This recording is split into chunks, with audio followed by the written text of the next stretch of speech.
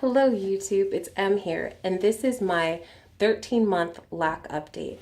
And I wanted to also combine this with my part 2 to my 1-year lock anniversary video.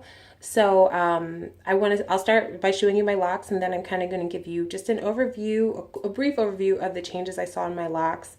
And hopefully that will be helpful and answer some questions that I've been getting. I kind of addressed them when they were given to me, but this will be kind of an overview of some of those questions as well. So anyway, I'm going to get into it. So these are my babies.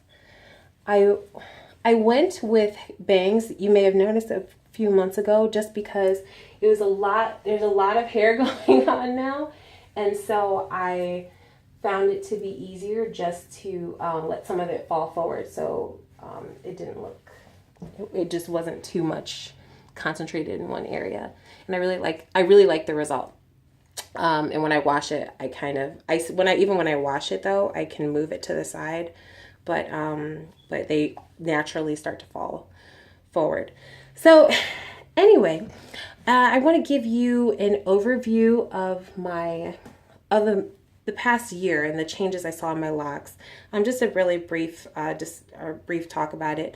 From months 1 to, I would say 2, kind of sort of in 3, I just was getting I had little budding from, I want to say week 2 and then moving forward.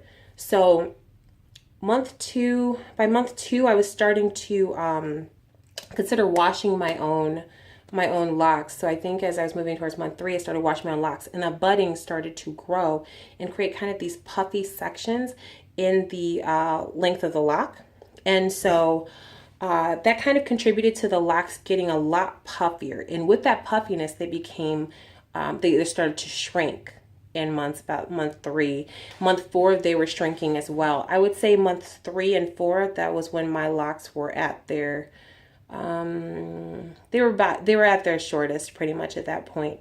And then as we moved towards month 5, that's when the puffiness of the lock started to condense. Meanwhile, the budding itself was spreading towards the tips of the lock. And as we approached to month 6, the lock started to condense a bit. And as it condensed a bit more, I was starting to notice a little more length happening. And then moving towards month 7, they were starting to transition to looking a lot more like locks. Really a lot more like they're starting to mature a bit more. By months, as we moved towards month 9, my locks actually looked rather mature. And then as we got towards month 10, 11, I really was just starting to note it really was about length at that point. And they continue to look rather mature. And then now, as I'm in, 1 year lock anniversary, and even now, they're really all about, I'm seeing a lot of condensing of the locks. So before, I would say back in month 11, this part at the tip was thicker. And it was a lot thicker. And I think it was due to when I was semi-free-forming. When I was semi-free-forming, I noticed that the base of the lock, where during those several months, because I semi-freeform for probably about 4.5 months, maybe a little more, and at least I think that's how long it was. Yes, and that part was thicker where I had semi-freeformed. And then over time, I started to notice some of my locks were looking a little skinnier when I started to retwist again, which was around month 7, and now I am retwisting a bit. I am retwisting more than I would like to, because it's hot.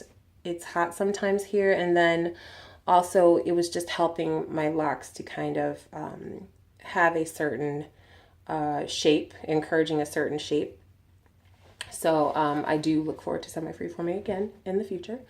But in the meantime, so I do notice that difference. But that being said, my locks are condensing a lot more. So where it was a lot thicker, it's condensed even further. I hope that this is helpful for those of you who had been asking about that process.